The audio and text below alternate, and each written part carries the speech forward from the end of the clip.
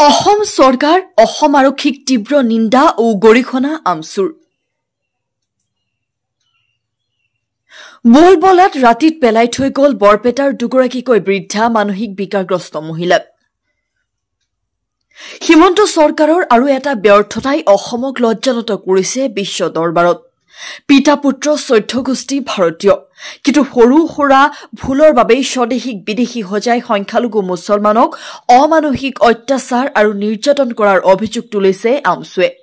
স্বদেশীক বিদেশীৰ নামত কৰা হাৰাশাস্তিৰ বিৰুদ্ধে অসম চৰকাৰ অসম আৰক্ষী আৰু বৰ্ডাৰ আৰক্ষীক তীব্ৰ নিন্দা কৰে আমচুৱে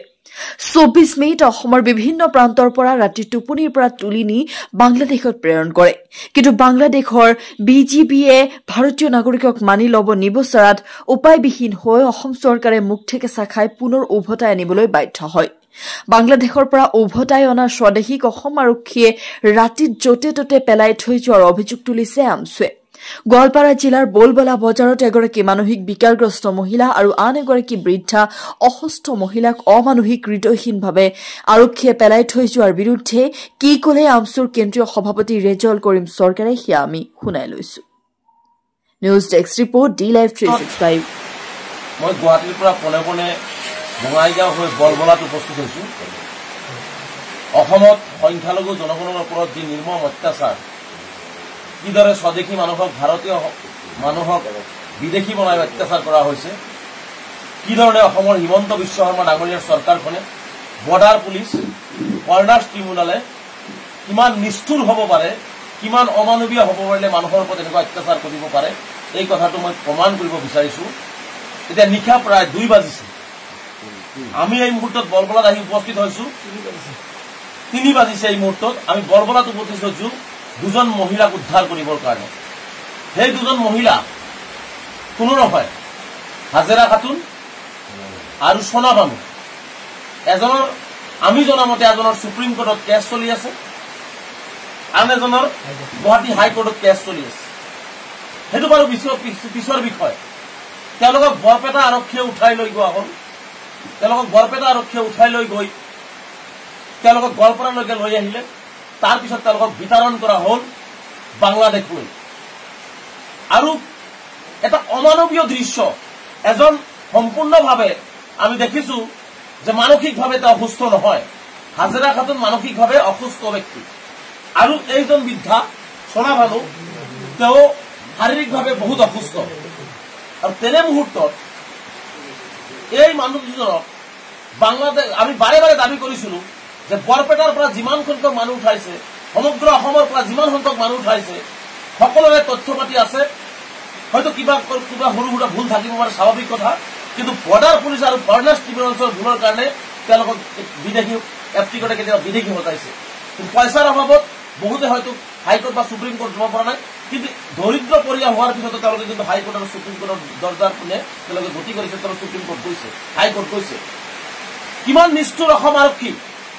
কিমান নিষ্ঠুৰ অসম চৰকাৰ অসমৰ মানুহে ভাৰতবৰ্ষৰ মানুহে এইটো ভবা উচিত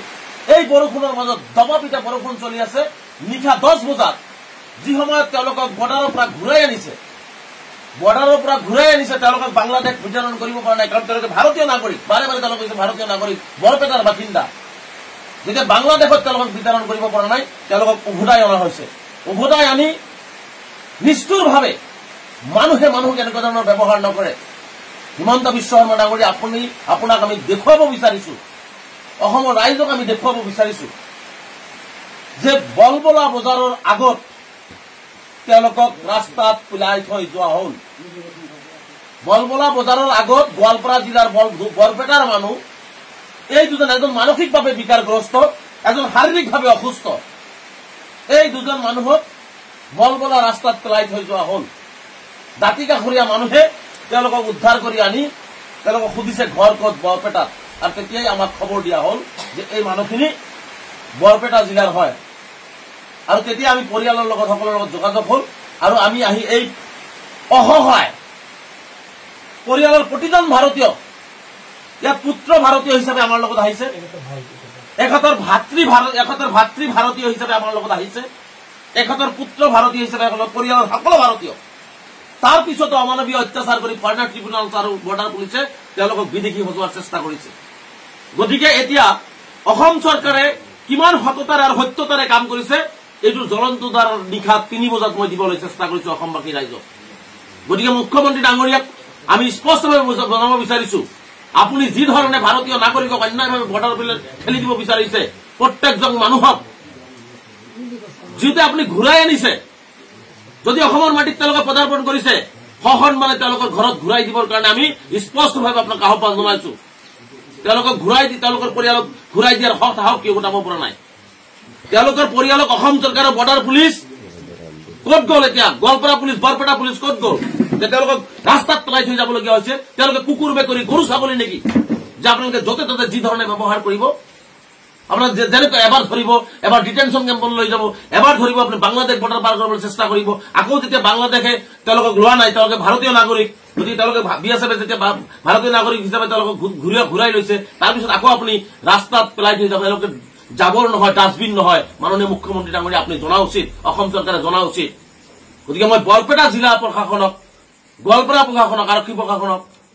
আমি এই ক্ষেত্ৰত ধিক্কাৰ দিছো যে মানুহক ধৰি লৈ যোৱা হৈছে, ঘৰৰ পৰা ৰাতি শুৱা পাটিৰ পৰা উঠাই লৈ যোৱা মানুহক দবা পিটা বৰষুণৰ মাজত বলবলা বজাৰৰ কাষত এৰি দি যোৱাটো। গতিকে আমি এইটো কোনো পদ্ধতিতে সহ্য নকৰো। স্পষ্টভাৱে অসমবাসী ৰাইজক আমাক বহুতে ক'ব বিচাৰে যে আমি বিদেশী ৰক্ষক। আমি কোনো বিদেশী ৰক্ষক নহয়। এনেকুৱা ধৰণৰ স্বদেশী ভাৰতীয় অসহায় মানুহৰ ৰক্ষক হিচাপে আমি থিয় হৈছো, আৰু এইসকল ভাৰতীয় নাগৰিকৰ পক্ষত হাজাৰবাৰ আমাক কোনোবাই বিদেশী ৰক্ষক বুলি ক'লেও আমি থিয় হ'ম, যাৰ কাৰণে ৰাইখা 3 বজাতে ইয়াত উপস্থিত হৈছো। গতিকে অসমবাসী ৰাইজক সত্যতাটো আমি দেখুৱাবৰ কাৰণে চেষ্টা কৰিছো, সত্যতাটো আমি দেখুৱাইছো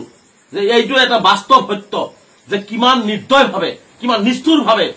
কিমান হৃদয়হীনভাৱে এই চৰকাৰখন হৃদয়হীন, তেওঁলোকৰ যে হৃদয় নাই এইটো স্পষ্ট এইকাৰণে হৈছে যে এইজন মানুহ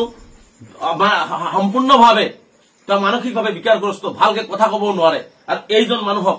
এনেকুৱা ধৰণে ধৰি বান্ধি এবাৰ ডিটেনশ্যন কেম্প, এবাৰ বৰ্ডাৰ বাংলাদেশ বৰ্ডাৰ তেওঁলোকৰ আৰু তেওঁলোকক অত্যাচাৰ কৰা হৈছে। আমি আৰু 2-এটা ভিডিঅ' দেখিছো যে বিভিন্ন জনক তেওঁলোকক অত্যাচাৰ কৰিছে, তেওঁলোকৰ ধৰণৰ অত্যাচাৰৰ সন্মুখীন হৈছে। গতিকে আমি তীব্ৰভাৱে নিন্দা কৰিছো, গৰিহণা দিছো, আৰু অসমবাসী ৰাইজক আমি ক'ব বিচাৰিছো যে এই ধৰণৰ অমানৱীয় অত্যাচাৰ তেওঁলোকৰ ওপৰত কৰা হৈছে। গতিকে আমি এই মানুহখিনিক উদ্ধাৰ কৰি আজি লৈ গৈ আছো। নিশ্চিতভাৱে আজি আমি সভা কৰিছো, এইসকল অসহায় মানুহক যে অন্যায় কৰা হ'ল তাৰ কাৰণে যিমান দূৰ আইনীভাৱে যাব লাগে সেইখিনি যাবৰ কাৰণে আমি প্ৰস্তুত হৈছো, যে এইসকল অসহায় মানুহৰ কাষত আমি থিয় হৈছো। আৰু আমি অসমবাসী ৰাইজক এবাৰ চিত্ৰটো পুনৰবাৰ আমি দেখুৱাইছো যে এইসকল মানুহক বৰপেটা জিলাৰ কয়াকুজি, বালাবিটা আৰু কয়াকুজি বুঢ়ীখামাৰ পৰা তেওঁলোকক ৰাতি বৰপেটা পুলিচে ধৰি লৈ গৈছিলে। বৰপেটা পুলিচে ধৰি লৈ গৈ তেওঁলোকক বৰ্ডাৰ পাৰ কৰাই দিছিলে, আকৌ বৰ্ডাৰৰ পৰা তেওঁলোকক ঘূৰাই গৈছে। তেওঁলোকক ঘূৰাই আনি তেওঁলোকক যদি ঘূৰাই অনা হৈছিল তেনেহ'লে তেওঁলোকক সসন্মানে তেওঁলোকৰ পৰিয়ালৰ হাতত ঘূৰাই দিব লাগিছিল। কিন্তু এনেকুৱা ধৰণে ৰাস্তাত পেলাই দিয়া কথাটো মানৱতাৰ কেতিয়াও হ'ব নোৱাৰে। যদি মানৱীয়ভাৱে তেওঁলোকৰ যে মানৱতা নাই, যাৰ কাৰণে তেওঁলোকে এনেকুৱা ধৰণে ৰাস্তাত যাৰ ধৰণে মৰি যাওক এনেকুৱা পৰিৱেশ সৃষ্টি কৰিছিলে। গতিকে মই মানৱীয় দৃষ্টিকোণৰ পৰা অসমবাসী ৰাইজক সঁচাটো এবাৰ এইকাৰণে দেখুৱালো যে চাওক, মানুহক সন্দেহজনকভাৱে বহু কথাই ক'ব পাৰি, কিন্তু এইসকল মানুহক চৰকাৰেও কিন্তু বাংলাদেশ প্ৰেৰণ কৰিব পৰা নাই, কাৰণ এইসকল ভাৰতীয় নাগৰিক। হয়তো নামৰ ভুলৰ কাৰণে, তেওঁলোকৰ কিবা কাগজ পাতিৰ ভুলৰ কাৰণে তেওঁলোকৰ হয়তো কিবা অসুবিধা হৈছে, কিন্তু তেওঁলোকৰ 14 পুৰুষ ভাৰতীয় নিজৰ সতী সন্ততি স্বামী ভাই ব্ৰাদাৰ চব ভাৰতীয় হোৱাৰ পিছতো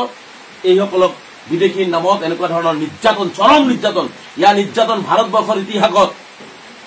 কোনো চৰকাৰে, কোনো মানুহে, কোনো প্ৰশাসনে এনেকুৱা ধৰণৰ নিৰ্যাতন নচলায়। গতিকে মই কৈছো যে অসমবাসী ৰাইজ, বিশেষকৈ সংখ্যালঘু সমাজক মই সচেতন হ'বৰ কাৰণে আহ্বান জনাইছো, আৰু এই ক্ষেত্ৰত আপোনালোকে ওলাই আহক আৰু এনেকুৱা ধৰণৰ নিৰহী অসহায় মানুহৰ কাষত থিয় হৈ তেওঁলোকৰ সন্মুখৰ পৰা প্ৰতিবাদ কৰি তেওঁলোকক ন্যায্যতা প্ৰদান কৰাৰ কাৰণে মই আহ্বান জনাইছো। মই পুনৰবাৰ অসম চৰকাৰ, বৰ্ডাৰ পুলিচ, বৰপেটা পুলিচক তীব্ৰভাৱে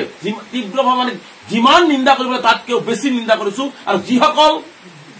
মানৱতাহীন পুলিচে তেওঁলোকক বলবলা বজাৰৰ কাষত দবা পিটা বৰষুণৰ মাজত নিশা 10 বজাত তেওঁলোকক এৰি দিলে সেইসকলক আমি তীব্ৰভাৱে নিন্দা কৰিছো। আৰু কোনে পেলাই দিলে তাৰো জবাব আমি ইতিমধ্যে লোৱাৰ কাৰণে আমি সাজু হৈছো তাৰো জবাব আমাক দিব লাগিব আৰু এওঁলোকক শাৰীৰিকভাৱে প্ৰহাৰ কৰাইছে ইয়াৰো জবাব আমি বিচাৰিম কিয় তেওঁলোকক বৰপেটাৰ ঘৰৰ পৰা উঠোৱা হ'ল